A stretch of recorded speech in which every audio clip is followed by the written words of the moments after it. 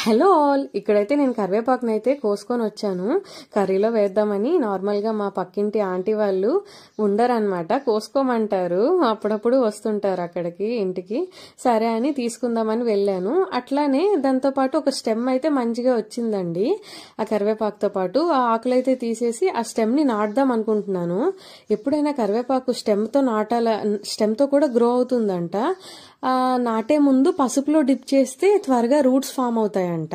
నాకు తెలీదు, ఆంటీ చెప్తే ఇంకా పెడదామని పెట్టేశాను అనమాట. పసుపులో ముంచాక ఇక్కడ కుండీలో నాటుతున్నాను. మొన్ననే మొక్కతో వేళ్ళు ఉంటాయి కదా, అలాంటి మొక్క ఇచ్చారు. ఆ మొక్క పక్కన నాటాను, బట్ సస్టైన్ అవ్వట్లేదు.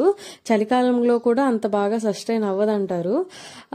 సరే అని అంటే ఇంకా ఎండిపోలేదు, బట్ అలా ఉంది కొత్త చిగురు లేకుండా. ఇక్కడ స్టెమ్ అయితే కుండీలో పెడదాం అనుకుంటున్నాను.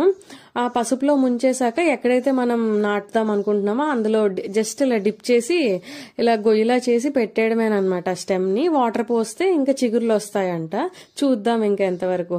ఇంక ఇక్కడ రొయ్యల కర్రీ అండి, అందులో వేద్దామనే కరివేపాకు తీసుకున్నాను. కరివేపాకు ఒక 10 days అట్లా ఫ్రెష్ గా ఎండిపోకుండా ఉండాలంటే ఒక 8 కంటైనర్లు టిష్యూ పేపర్ వేయండి. ఇక్కడైతే డస్ట్ ఉంది కరివేపాకు మీద, అందుకే ఒక 1 hour అట్లా నానబెట్టేశాను. నానబెట్టేశాక మంచిగా ఒక 8 కంటైనర్లో టిష్యూ వేసి ఆ కరివేపాకుని మొత్తం కాడలు తీసేసైనా వేసుకోవచ్చు, కాడలతోనైనా పెట్టేసుకుంటున్నాను నేను ఇక్కడ. పెట్టేసుకుని ఇంకా మంచిగా టైట్ గా మూత పెట్టేయాలన్నమాట. పెట్టేశాక దానిపై టిష్యూ పెట్టాలి. ఫ్రిడ్జ్ లో స్టోర్ చేసుకుంటే ఒక 10 days వరకు ఉంటుంది.